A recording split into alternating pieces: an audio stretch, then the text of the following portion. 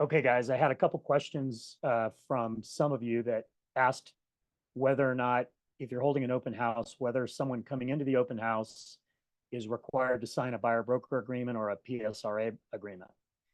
And the answer to that question is no. But there is a requirement that the client be disclosed the information about the open house being compliant with the NAR settlement.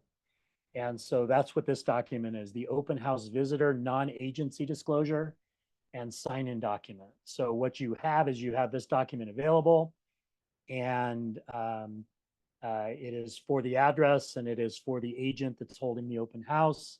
And it talks about the visitor's intention to view the property. So the agent's holding the house open or conducting an in-person or live virtual tour of the property identified above. The visitor is interested in viewing the property, but the agent agrees to show the property to the visitor on the following terms and conditions. So it's clearly stating that the agent does not represent the visitor.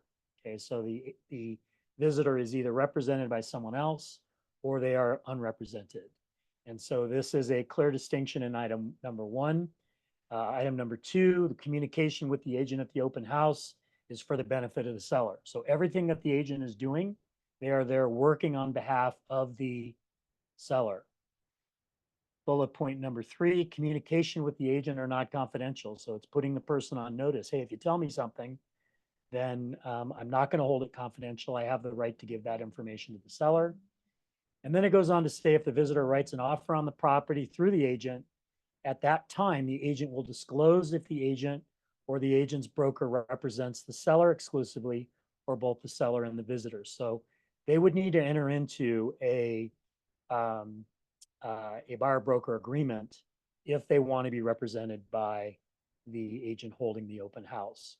And down below, so they would acknowledge these terms and then they're signing in. So they're just signing in their name, their agent if they have one, and their email address and their phone number. And so you can use this to remain compliant and allow the person to view the open house. Now, at the end of the day, if the client or if the person coming into the open house, the unrepresented person, is unwilling to sign the document, I guess there's really no way to force them to sign the document other than you could deny access. You could tell them that unfortunately the seller requires that everyone that comes into the house signs in and use that as a tactic to get them to actually acknowledge and sign the document. So simple way, don't need a buyer broker agreement. Hopefully this is helpful to you. Please let me know if you have any further questions on this.